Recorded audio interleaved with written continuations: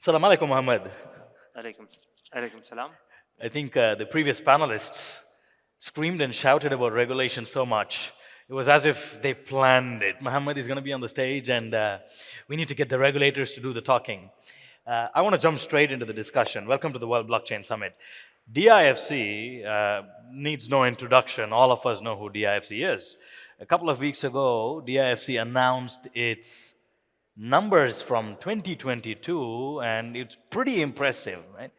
What is actually fueling this growth? What are the key areas where you see DIFC and the community came together to help the growth happen? Sure. Good morning, everyone. First of all, I would like to thank World Blockchain Summit for putting this together. I think it's interesting to see. People continue to pave the way with what's happening in the crypto world all over. I think it's needed now much than it was needed before.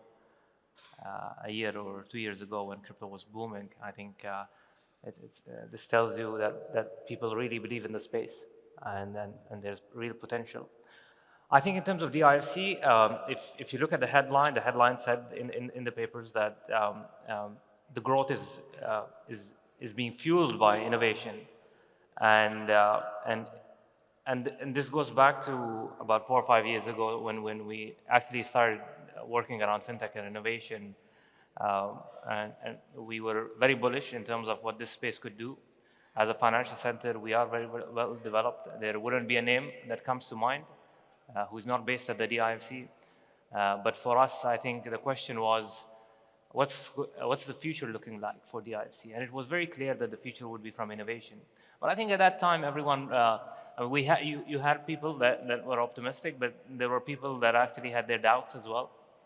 I remember in 2017, 2018, when we started getting innovation fintech companies, very small companies of 2-3 people, hardly contributing to our growth. And I remember my friends who actually handled banks and service providers used to make fun of me. The companies that you bring to the IFC don't really add any value. And if you look at our numbers last year and the year before, more than 50% of the new job creation is coming from innovation companies.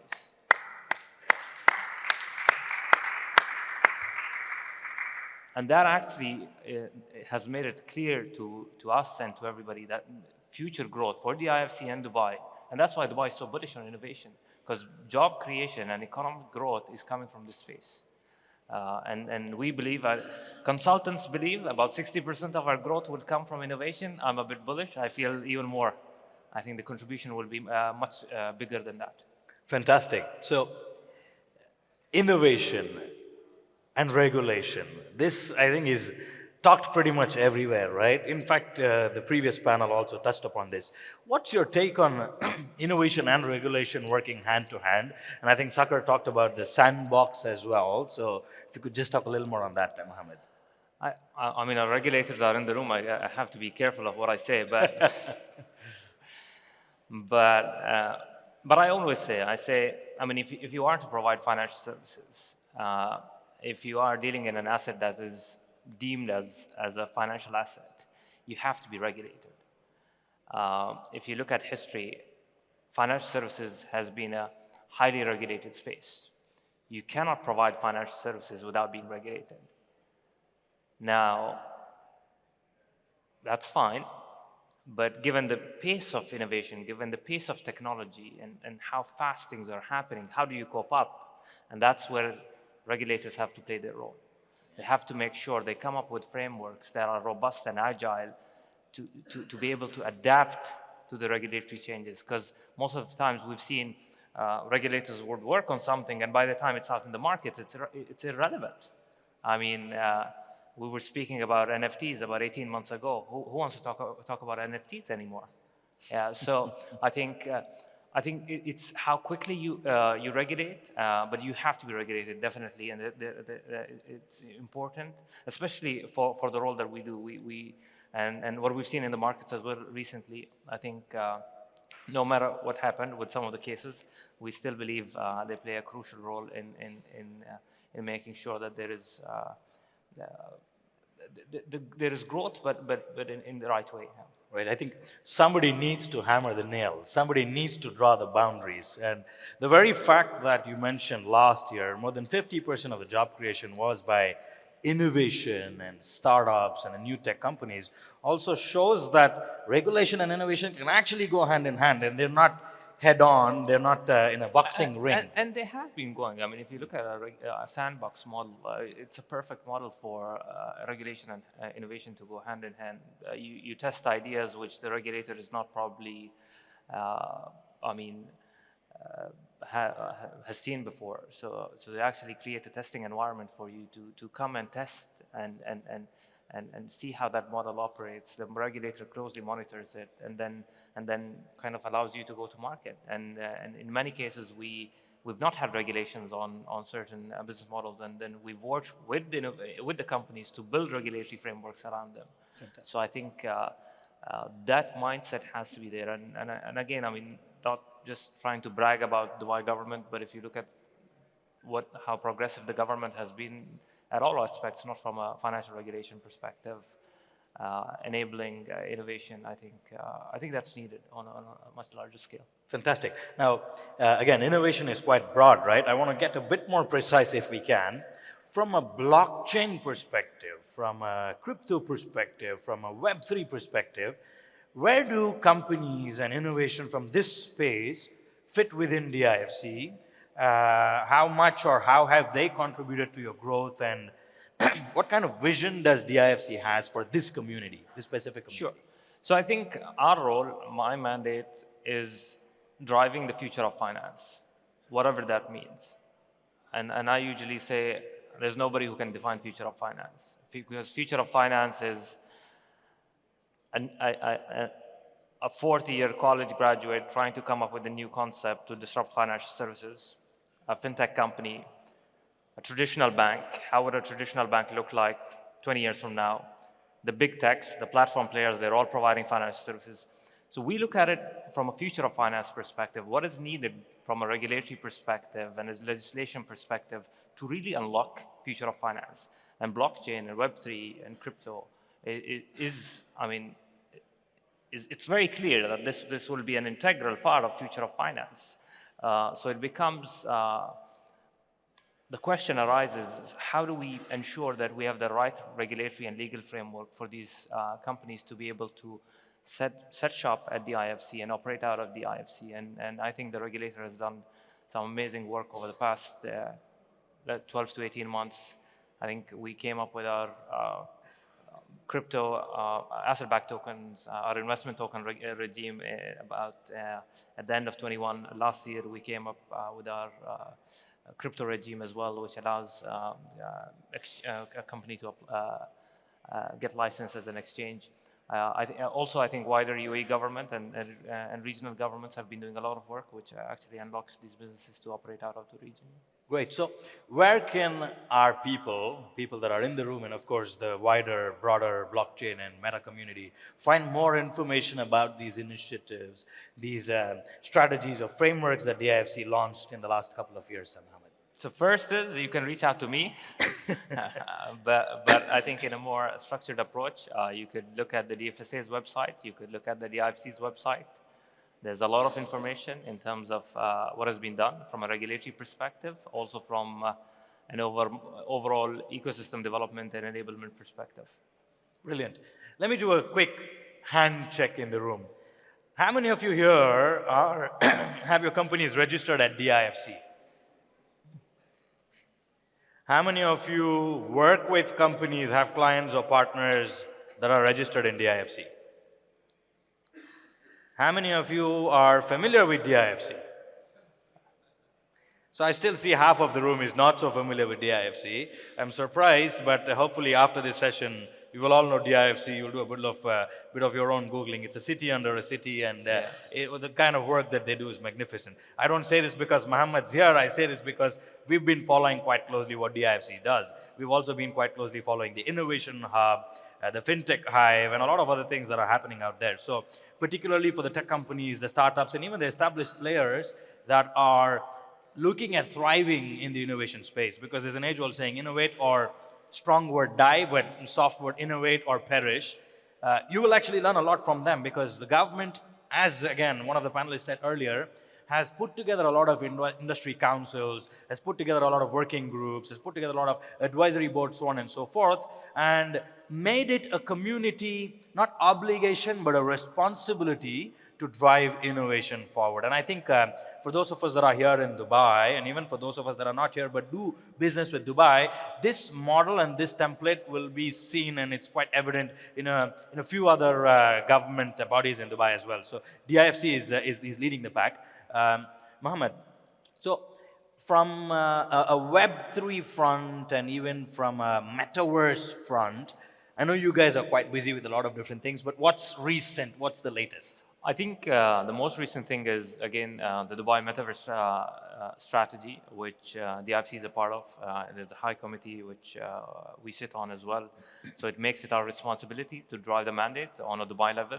There is specific initiatives that the DIFC would be driving. A lot of it's around policy making and regulations, but some of those things are a bit around venture building, around accelerator programs. Hence, we just I think about a month ago, we announced a DIFC Metaverse accelerator program where we want to attract startups that have a solution for the Metaverse space. And the reason we've done it, because we have a lot of corporates, a lot of banks, a lot of government institutes that are actually very keen on understanding what can be done in the Metaverse space. Even the DIFC itself actually wants to know what can be done in the Metaverse space. Now, I usually say the Metaverse space today is probably where 7-8 years ago when we were looking at FinTech in terms of what could be done in FinTech. So the best way to kind of enter into a space is an accelerator program which actually teaches you a lot as well.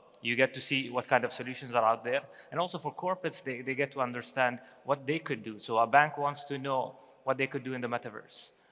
Government wants to know what they could do in the Metaverse. We want to know what we can do in the Metaverse. Do we create a digital twin of the DIFC, or do we create something else in the DIFC? So I think the program that we have focuses on connecting startups that have created something in the Metaverse space with corporates that are actually trying to explore what can be done. People want to invest in it, but they also want to see if this thing is actually tangible, if it can actually be commercialized. And so that's step one. And then going forward, I think we will probably take things a little bit more forward in terms of venture building as well. Fantastic. So a quick personal question about Metaverse and then a professional question about FinTech, because you talked about FinTech. So let's get to the personal front. Do you think there will come a point in time, sooner or later, where this setup will be in the virtual space? You and I will be in different places, but we will still get the same level of attention and traction that we might get in a physical space? I think so, yeah. I think we actually did a trial. We run a program, the DIFC FinTech Hive. Our investor day, we did it on the Metaverse. The whole it was a physical program, and it has exhibitions. It had a conference room, usually in a physical fashion. But last year, November, we did it on the Metaverse. So you could walk into the conference room and hear people pitching and conversations actually, and then you could walk into an exhibition room as well and go and visit a booth and actually engage with whoever's exhibiting. So I think some form of it will evolve, and I think yeah, how let's say people have different tastes. I think the physical element will always be there. People like to interact, but I think we will see some version of it. I think it's like, stitching clothes for your wedding. So the first cut is ready, yeah, but you need second, third, and fourth cut before you look like the perfect bride or perfect groom, right? Yeah. If you may or may not know, and I'm pretty sure that maybe 70% of our audience don't know, before COVID, Trescon actually launched a virtual events platform, a comprehensive virtual events platform. We just didn't call it a Metaverse platform. Maybe we should have, and we would have been amongst the leaders. But the experience you talked about, the conference rooms, the exhibition area, the one-to-one meetups, as well as the opportunity to actually see each other, not just send messages, etc. Completely visualized, 3D rendered, a digital twin, venues like this also completely metaverse, right? And we saw that people actually loved it. Back then, we thought it was mainly because it's COVID and people don't have the opportunity to go out there in the physical space. But what we realize now is, yes, Physical spaces are absolutely important, and it might remain numero uno, first preference, but even the virtual spaces are still being widely embraced. So the hybrid culture is slowly kicking in. So I think the third, fourth, or fifth cut is where we would see that the perfect marriage or blend between the physical and the virtual spaces happen. So the metaverse, right? Professional question. So you mentioned about FinTech. You said 7 to 8 years ago, what FinTech was, or the kind of buzz that was around FinTech, is the kind of buzz that we now see around the likes of Metaverse and Web3. But going to FinTech, you guys have come a really long way, and you've just launched the Dubai FinTech Summit, which we very briefly talked about earlier. So can you tell our audience about what this Dubai FinTech Summit is all about, and what is the DIFC trying to achieve? What is the leadership of the UAE trying to achieve with this? Sure. So I think giving a little bit of a macro view and on why Dubai FinTech Summit. There's a lot of FinTech events that happen in Dubai, and I think they all do a great job. The idea was, how do we position Dubai as a global hub for FinTech? How do we create a platform that carries Dubai's brand and tells the world about the FinTech scene that's happening in Dubai and how robust the FinTech ecosystem is in Dubai? And I think, of course, we're kind of banking on the role that Dubai is playing on becoming one of the leading global hubs from a business perspective. I think it was about time we create an event which is at par with the world's top FinTech events and with the events that happen in London, New York, Singapore. Something which attracts global leaders, global bankers, global policymakers, global FinTech CEOs, all coming to Dubai to talk about the future of finance in Dubai. That was the idea. And I think it's happening. The first version is happening on the 8th and 9th of May. Of course, it was announced and it's endorsed by the Dubai government, announced by His Highness himself. And we're expecting about 5,000 to 7,000 people for the first version. And I think it should be quite cool. Yeah. Fantastic. And I think that's going to serve as an inspiration for all of us in the Metaverse and the Web3 and the blockchain communities, because to be able to do that and to get to where the Dubai FinTech Summit has reached in the last 6 to 8 years, and to drive inspiration or draw inspiration from there for us to also do something like that, I think it's going to be absolutely beneficial for everyone. Yeah. I see that we've got under 3 minutes, and I also want to give the chance for us to take 1 or 2 questions, as long as it is within the premises of the regulation and as long as it's not about FTX and SVB, I'm happy to answer. No questions on FTX, no questions on SVB, no questions on failures of other companies that DIFC has no control of. No. So if there are any questions related to what we just talked about, we can take 1 or 2 questions. My PR and comms team have a really tough time with me. And Mohammed will never take another stage with me if anybody that's shady questions. Any questions from the room? Anybody in the room that wants to know something about the DIFC? Can we get a mic, please? 3rd row from front.